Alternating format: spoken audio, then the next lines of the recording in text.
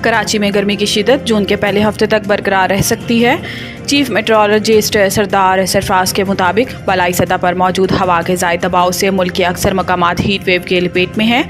सरदार सरफराज ने बताया है कि जून के पहले हफ्ते तक गर्मी की शिद्दत बरकरार रह सकती है। कराची में मई में दर्जा हरारत 40 डिग्री सेंटीग्रेड से ज़ायद होने का इम्कान नहीं, जबकि शहर में आइंदा दिनों में दर्जा हरारत 39 डिग्री सेंटीग्रेड तक रह सकता है और बलाई सिंध में दर्जा हरारत 50 डिग्री सेंटीग्रेड तक रह सकता है। चीफ मेट्रोलॉजिस्ट के मुताबिक खलीज बंगाल में हवा का कम दबाव कल तक डिप्रेशन में तब्दील हो सकता है। कम दबाव डिप्रेशन में तब्दील होकर आइंदा आने वाले दिनों में समुद्री तूफान बन सकता है, जबकि खलीज बंगाल में मौजूद हवा के कम दबाव का पाकिस्तान के मौसम पर कोई असर नहीं।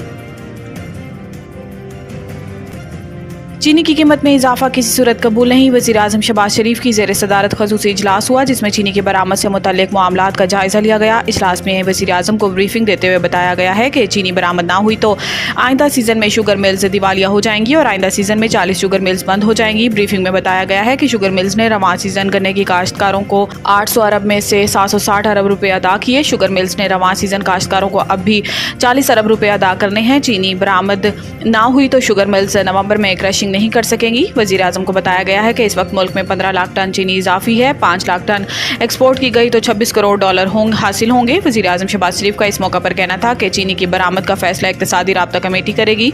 इक़्तिसादी राब्ता कमेटी चीनी के स्टॉक और आलमी मार्केट का जायजा ले। मुल्क में चीनी की कीमत में इजाफा किसी सूरत कबूल नहीं। शुगर मिल्स पूरा साल 140 रुपये एक्स फैक्ट्री कीमत फराहमी को यकीन दहानी कराएं। लोग हालात की वजह से मायूस होकर बैरून मुल्क जा रहे हैं। अमीर जमात इस्लामी लाहौर में प्रेस कॉन्फ्रेंस करते हुए हाफिज नईम ने कहा कि एक IPP ने 28 अरब का मुनाफा कमाया और 1 मेगावाट बिजली नहीं बनाई। IPPs को 1800 अरब रुपए अदा किए गए। 9000 मेगावाट वो बिजली है जिसकी कीमत को अदा करती है लेकिन इस्तेमाल नहीं करती। IPPs के मुआहदे को रिवाइज क्यों नहीं किया जाता? अमीर जमात इस्लामी ने कहा कि लोगों ने इन हालात में मायूस होकर सोलर पैनल लगाए। अब नेट मीटरिंग खत्म करने और सोलर पैनल्स पर मजीद टैक्स लगने की बात हो रही है। इंडस्ट्री किस तरह चलेगी जब बिजली इतनी महंगी होगी? लोग इन हालात की वजह से मायूस होकर बैरून मुल्क जा रहे हैं। हाफिज नईम का कहना था कि एक मखसूस तबका अपने असासे जाहिर नहीं करता और पाकिस्तान की दौलत बाज लेकर जा रहा है। दुबई प्रॉपर्टी लीक्स पर सुप्रीम कोर्ट को इंक्वायरी करनी चाहिए। जिन्होंने अपने असासे जाहिर नहीं किए, इलेक्शन कमीशन इन्हें नाअहल करे।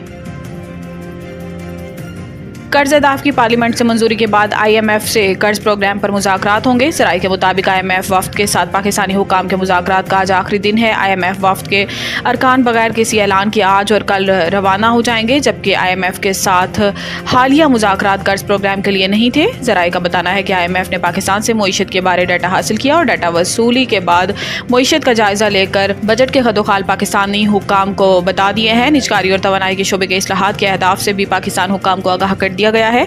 अगले साल के लिए टैक्स वसूलियों और FBR इस्लाहात के लाहे अमल पर भी आगाह कर दिया गया है।